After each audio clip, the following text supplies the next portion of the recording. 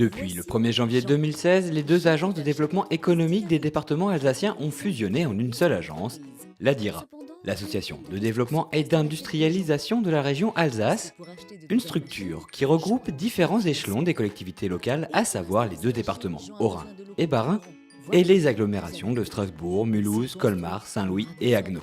Objectif de l'agence, qui compte une trentaine de salariés, soutenir l'économie locale et les territoires. L'ADIRA, c'est l'outil de développement de l'Alsace. L'ADIRA est née de la fusion des deux agences de développement économique, du Haut-Rhin et du Bas-Rhin. Et c'est vraiment l'outil que nous utilisons pour accompagner les entreprises et les territoires. L'ADIRA, c'est vraiment l'outil de la proximité dont les entreprises ont besoin. La grande force de l'ADIRA, c'est sa souplesse et sa réactivité. L'ADIRA est composée d'une équipe de 30 personnes et nos équipes sont à l'écoute des entreprises, toujours prêtes à les conseiller en matière de développement et même souvent pour être des médiateurs avec les administrations, avec lesquelles ce n'est pas toujours facile, avec les collectivités bien entendu et également parfois avec les banques.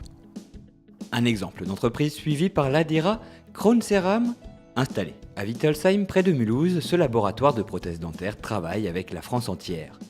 Pour soutenir son projet de développement, l'agence économique l'a aidé à recruter du personnel qualifié, à faciliter ses contacts avec la Chambre des métiers pour les questions de formation, mais aussi avec les collectivités pour que le labo puisse s'implanter sur un site plus grand. L'ADIRA est aux côtés des entreprises pour leur faciliter la démarche, de sorte que les chefs d'entreprise puissent rester au maximum dans ce qui est leur cœur de métier.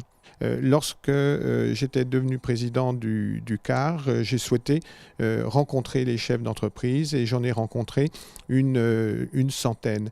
Leur témoignage était éloquent. Ils nous disaient à quel point ça pouvait être difficile pour eux lorsqu'il s'agissait dans une démarche de développement de trouver les bons interlocuteurs. Et certains chefs d'entreprise excédés nous disaient « mais écoutez, il faut vraiment nous aider parce que nous, notre métier, c'est pas ça. Notre métier, c'est de produire ce qui est de notre domaine. C'est pas de courir après les administrations ou de voir quel est le bon fonctionnaire qui apportera la bonne signature. » Faciliter les démarches des entreprises, un rôle indispensable dans un contexte économique difficile. Bien sûr, de nombreux dispositifs existent pour soutenir les entrepreneurs. Encore faut-il que ces derniers en connaissent l'existence ou disposent du temps et des moyens pour les mobiliser. L'ADIRA joue ce rôle de médiateur et de personne ressource, une façon de soutenir la croissance des entreprises sans pour autant engager de fonds propres. Des fois, une bonne écoute et des conseils sont plus payants que des subventions. En 2016, l'ADIRA a suivi 441 projets d'installation d'entreprises ou de développement d'entreprises industrielles ou dans le tertiaire supérieur. Et parmi ces 441 projets qui ont été suivis, 145 ont été décidés ou réalisés. Ça concerne en matière d'emplois créés ou maintenus, et je parle seulement des emplois directs, 1883 emplois en 2016 et le montant des investissements qui ont été concernés par ces projets, c'est 549 millions d'euros. Quand on a ces chiffres, on voit quel est l'enjeu qu'il y a d'avoir un outil comme l'ADIRA auprès des chefs d'entreprise. Autre volet important des politiques départementales, l'habitat, du logement social à la rénovation énergétique, en passant par le soutien aux propriétaires. Le conseil départemental et ses partenaires sont présents dans de nombreux domaines d'action. Ici, dans le quartier de Népère-Cellier, un quartier dit prioritaire en pleine mutation, on trouve des logements sociaux à la conception si originale qu'on vient du monde entier pour voir cette expérimentation architecturale. Mais ceux qui en disent le plus de bien, ce sont encore les habitants. La tranquillité, on est tranquille. Une fois qu'on ferme les portes roulissantes, on n'entend pas les voitures. Non, franchement... Donc le fait que ça soit un quartier prioritaire... Ah non, moi j'ai toujours plus ou moins habité chez des privés. J'ai même été propriétaire d'un appartement. Mais ici, il y a la surface, il y a le prix aussi. C'est un logement social, c'est quelques logements adaptés pour les personnes handicapées. C'est un logement qui pourrait être donc un exemple de ce qu'on appelle la promotion de la mixité sociale. Donc il y a énormément de personnes qui viennent de l'extérieur, qui n'habitaient même pas Mulhouse, qui sont là. Donc une mixité sociale très réussie et aussi donc l'économie d'énergie. Parce que figurez-vous que ce parc a eu 2 fois des prix d'économie d'énergie.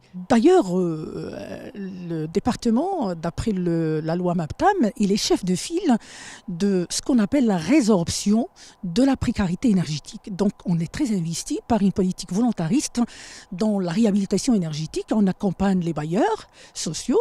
On est aussi investi auprès de l'État, donc dans un programme qui s'appelle Habiter mieux, pour aider, mais cette fois-ci les propriétaires privés à rénover leurs propriétés de manière à ce que la consommation d'énergie soit faible. Près de 6 ménages sur 10 sont propriétaires de leur logement.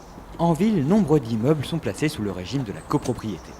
Pourtant, certaines connaissent des difficultés. Impayés, charges trop lourdes pour être supportées. Une copropriété défaillante peut avoir des conséquences délétères sur l'habitat et l'ensemble des habitants. Nous sommes rue de Sampigny. Cet immeuble où la copro était en grande difficulté a été suivi pendant 2 ans par un dispositif nommé POPAC. Aujourd'hui, ils en sont sortis la tête haute grâce à l'aide de la DIL et du conseil départemental du Haut-Rhin. Pour illustrer ce dispositif, nous nous rendons rue de Saint-Malo. Ici, les copropriétaires viennent de rentrer dans le POPAC. Donc, c'est ce qu'on appelle les copropriétés fragiles et qui sont suivies par un programme opérationnel de prévention et d'accompagnement des copropriétés qu'on appelle le POPAC.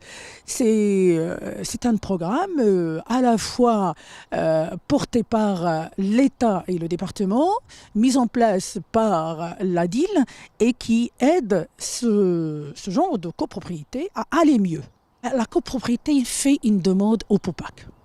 Cette demande est étudiée et quand elle est acceptée, la DIL rentre en contact avec les copropriétés pour voir quelles sont vraiment les problématiques réelles des copropriétés parce que chaque copropriété a des problèmes spécifiques.